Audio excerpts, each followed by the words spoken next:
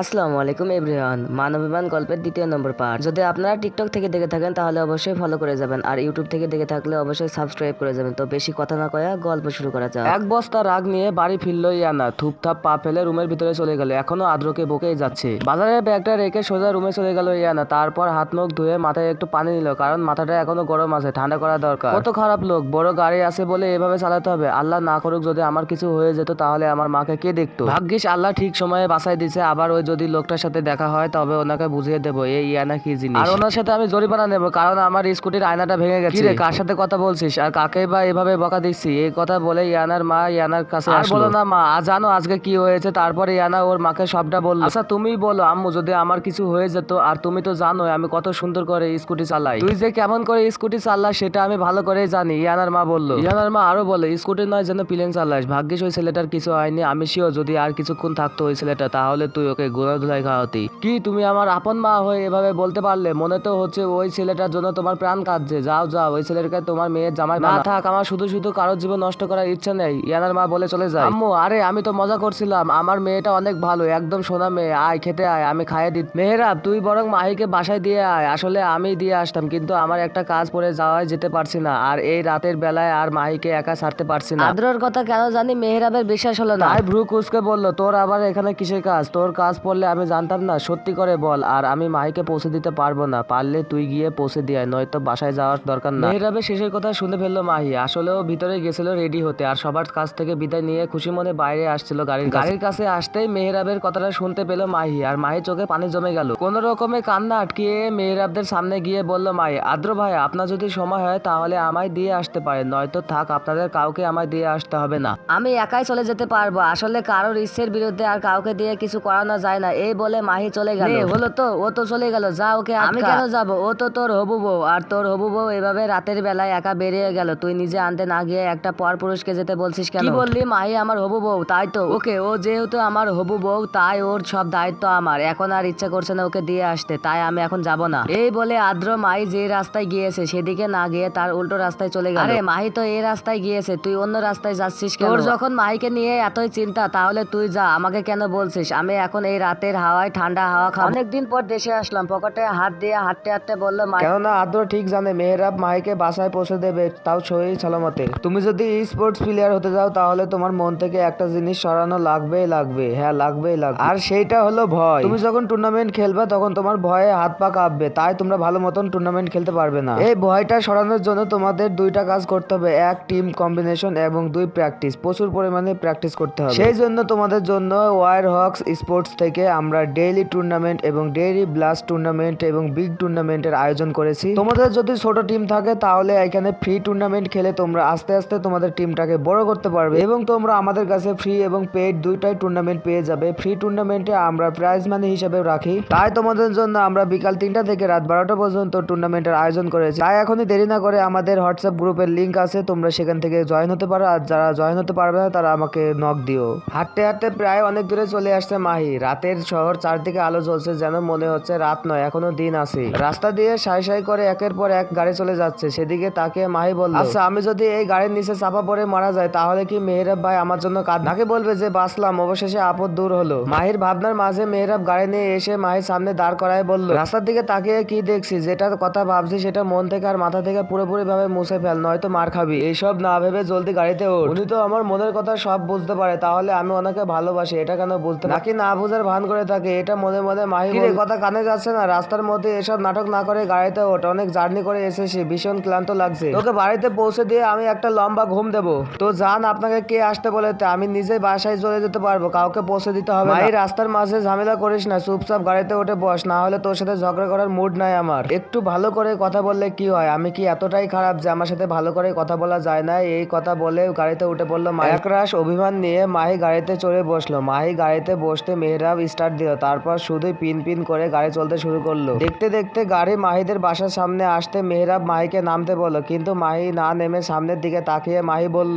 আচ্ছা মেহেরাব ভাই, আমি কি অনেক খারাপ? আমাকে কি একটু ভালোবাসা যায় না? কথাটা মেহেরাবের সামনের দিকে তাকালো মাহি। মেহেরাবের দিকে তাকিয়ে ফোঁটা ফোঁটা পানি পড়লো চোখ থেকে মাহি। বেশি কথা না বলে ভেতরে যা, তোর বাবা মা চিন্তা করছে তোর জন্য, এই কথা মেহেরাব বলল। মেহেরাব আরো বলল, এসব কথা চিন্তা দিয়ে পড়তে বস, আর সামনের মাসে তোর আর আদ্রর বিয়ের কথা মনে আছে তো তোর? নিরাশ হয়ে হয়ে কিছুক্ষণ মেহরাবের দিকে তাকিয়ে থেকে মাহি গাড়ি থেকে নেমে চলে গেল। মেহরাব কিছুক্ষণ মাহির যাওয়ার পানে চেয়ে থেকে একটা দীর্ঘ শ্বাস ফেলে সিটে গা লাগিয়ে মাহির দিকে তাকিয়ে আছে যতক্ষণ না মাহি বাসার ভিতরে চলে যায়। উফ, এই স্কুটিটা কি এখনই খারাপ হতে লাগলো, আর হবে বা না কেন? সকালে ওই লোকটা যদি জোরে ধাক্কা দিয়েছে যে এত বেঁচে আছে, তো এটাই তো অনেক কথা। স্কুটিটা আবার ঠেলতে ঠেলতে নিয়ে যেতে হবে, তাতে আবার শুনশান রাস্তা, তারপরও রাস্তায় আবার দু পাওয়ালা কুকুর, সামনে ফালতু আবার ছেলে, তাদের নিয়ে বেশি ভয়। হাতের দিকে তাকিয়ে একবার চেক করে দিল যে সেফটি কিটটা আছে কিনা। দুই হাত দিয়ে স্কুটি ঠেলে নিয়ে যাচ্ছে এবং ডান হাতের নিচে একটা ধারালো খুর আছে যে ওটা সবসময় ও রাখে, যদি কোনো সমস্যা হয় তাহলে এটা দিয়ে নিজেকে প্রোটেক্ট করবে। আসলে ইয়ানা একটা টিউশনি করে ফিরছিল, কিন্তু মাঝ রাতে একটা তার স্কুটিটা নষ্ট হয়ে যায়। ভিতরের এই রাস্তাটা নীরব আর শুনশান হওয়ায় আদ্র এদিকে হাঁটতে বেরিয়ে গাড়ির শব্দ আর ভালো লাগছে না, তাই এই এলাকায় আসছে এবং একটা কথা ভাবছে, কিভাবে এই মায়ের সাথে বিয়েটা আটকানো যায়, আমাকে কি যেভাবে ওক বিয়েটা আটকাতে হবে। তখনই রাস্তায় থাকা ল্যাম্প পোস্টের আলোয় দেখলো ইয়ানা ওর স্কুটি নিয়ে ঠেলতে ঠেলতে এদিকে আসছে। আরে সকালের ওই ঝগড়ুটে মেয়েটা না, এত রাতে এখানে কি করছে? দাঁড়াও, এবার বাগে পেয়েছি, এখন বোঝাবো মজা। কথাটা বলে আদ্র ইয়ানার দিকে গেল। ইয়ানার অনেকক্ষণ ধরে মনে হচ্ছে ওর পিছনে পিছনে কেউ ওকে ফলো করতে করতে আসছে। ভূতে এতটা ভয় না পেলে মানুষ এ ভয় লাগে না, কেননা ভূত প্রেত আসলে দোয়া বা সূরা পড়লে তারা চলে যায়, কিন্তু কোনো খারাপ মানুষ এই রাতের বেলায় আসলে কি করবে সেটাই ভেবে ভয় লাগে। ইয়ানা একটু থেমে পিছনে তাকিয়ে দেখলো কেউ না, তারপর আবার সামনের দিকে চলতে লাগলো। কিছু দূর যাওয়ার পর দেখলো আবারও মনে হচ্ছে পিছনে কেউ আসছে, কারণ তার ছায়া স্পষ্ট দেখা যাচ্ছে। এবার ইয়ানা শিওর হলো তার পিছনে পিছনে কেউ আসছে, তাই সে আস্তে করে স্কুটিটা থামিয়ে তার হাতে শক্ত খুঁটটা ধরে ইয়া আল্লাহ বলে চোখ বন্ধ করে পিছনে ফিরে দিল একটা। ওহ শিট, এই মেয়ে রাস্তাঘাটে মানুষ মারার প্ল্যান করছে না। এটা যদি আমার হাতে না লেগে যদি আমার গলায় কিংবা মুখে লাগতো তখন আমার কি হতো? হাত ঝাঁকাতে ঝাঁকাতে বললো। কারো গলার স্বর শুনে ইয়ানা আস্তে করে চোখ খুললো, দেখলো সামনে ওই সকালের ছেলেটা দাঁড়িয়ে আছে আর হাত দিয়ে রক্ত বার হচ্ছে। পিছনে আদ্রকে দেখে ইয়ানার মাথা গরম হয়ে গেল আর বলল, এই আপনি কি পাগল? যখন দেখলেন আমি তখন কথা বলা যায় না, এভাবে বাজে ছেলের মতো পিছু পিছু আসছিলেন কেন? তারপর আদ্র বলে, তাতে তোমার কি? এটা সরকারি রাস্তা, আমার যেমন ইচ্ছে তেমন ভাবে যাব, তাতে তোমার কি? আপনি একটা যাচ্ছে, তাই আপনার সাথে কথা বলাই বেকার। এটা বলে ইয়ানা নিজের স্কুটিটা নিয়ে যেতে যেতে গিয়ে আবার পেছনে তাকালো, দেখলো আদ্রর হাত থেকে রক্ত পড়ছে, তাই আবার ফিরে এসে স্কুটিতে থাকে একটু কাপড়ের টুকরো দিয়ে হাতটার বেঁধে দিল। কি ভেবেছিলেন নিজের ওড়না ছিঁড়ে আপনার হাত বাঁধবো? মোটেও না, নিহাত ভুল করে আপনার হাতে লেগে গেছে, তাই মানবতার খাতিরে কাজটা করলাম। ওকে, গুড বাই। তখন ইয়ানা চলে যাচ্ছিল, তখন আবার আদ্র বলে, দেখো আবার ভয় পেও না যেন, বলা তো যায় না সবসময় আবার আমার মতো ভালো ছেলে রাস্তায় থাকবে না। ও মিস্টার, আমি অতটাও ভীতু নয়, ওকে, আমি নিজেকে নিজেই রক্ষা করতে পারবো, এত জ্ঞান দিতে হবে না আপনাকে। ইয়ানা স্কুটি নিয়ে ঠেলতে ঠেলতে সামনের দিকে চলে গেল। কিছু দূর যাওয়ার পর সামনে দেখলো 3-4টা ছেলে একসাথে বসে সিগারেট খাচ্ছে। এখানে তো 4জন আছে, একজন থাকলে হতো, আবার এরা ভালো কি খারাপ তাও তো আমি জানি না। এর থেকে ওই ঝগড়ুটের লোকটাই তো ভালো ছিল। ইয়ানা স্কুটি ঘুরিয়ে আবার আদ্রর কাছে গেল। আদ্র এখানে দাঁড়িয়ে নিজের কাটা হাত দেখছিল। তখনই ইয়ানা ওর সামনে এসে বলল, মনে হয় ক্ষতটা বেশি গভীর নয়, 3-4 দিন ওখানে ওষুধ দিলে সেরে যাবে। কারো গলার স্বর শুনে আদ্র সামনের দিকে তাকিয়ে দেখলো ইয়ানা দাঁড়িয়ে আছে। কি হলো, আপনি না চলে গেলেন? তাহলে আবার ফিরে আসলেন কেন? কি চাই? কেন এমনি আসতে পারে না নাকি? শুনুন, কাটা স্থানে একটা মলম কি আছে নাম মনে আসছে না, ওইটা লাগিয়ে দেবেন, অল্প কয়েকদিনের মধ্যেই ঠিক হয়ে যাবে। তখন আদ্র বলল, এত কথা না পেঁচিয়ে সোজা আসল কথা বলুন তো, কি হয়েছে? আসলে ওইদিকে না 3-4টে ছেলে বসে আছে, তাই বলছিলাম আপনি কি আমাকে একটু বাসায় এগিয়ে আসতে পারবে? তাহলে অনেক উপকার হতো, আর মানুষ তো মানুষের জন্যই, তাই না? ওই একটা গান শোনেন নাই, মানুষ মানুষের জন্য, জীবন জীবনের জন্য, একটু মহানুভবতা কি মানুষ পেতে পারে না? ও তাই তো বলি, ধানি লঙ্কা হঠাৎ করে এত মিষ্টি হয়ে গেল কিভাবে? এই ব্যাপার। তো ওইদিকে যদি ছেলে থাকে তাহলে আমি কি? আমিও তো ছেলে, আমাকে দেখে কি আপনার মেয়ে মনে হচ্ছে নাকি? না সেটা না, আমি বলতে চাইছি ওই ছেলেরা খারাপ, তবে আপনাকে দেখে মনে হচ্ছে আপনি ওদের মতো নয়, আপনি ভালো, তাই বলছি একটু এগিয়ে দিন না। বাড়িতে আমার মা আছে, টেনশন করছে খুব। তখন কে যেন বলছিল যে কেউ নাকি অনেক সাহসী, কাউকে ভয় পায় না, একাই 100, তো কোথায় গেল এত সাহস? সব ফুস হয়ে গেল নাকি? বলছি তো আমার ভুল হয়ে গেছে, এত ভাব নেওয়ার কি আছে, একটু এগিয়ে দিয়ে আসলে কি হয়? আদ্র কিছুক্ষণ ইয়ানার দিকে তাকিয়ে বলল, ঠিক আছে চলুন। তারপর আদ্র ইয়ানাকে সাথে নিয়ে একবার ওর বাড়ির দিকে চলে গেল, তারপর নিজের বাসায় দিকে রওনা হলো। এ মেয়েরা আর কত ঘুমাবে, এবার উঠ, অনেক বেলা হয়ে গেছে, এখনো পড়ে পড়ে ঘুমাচ্ছিস কেন? কোনো কাজ নেই? আর সেই কখন থেকে তোর ফোনটা বেজে যাচ্ছে, এদিকে খেয়াল না আছে তো?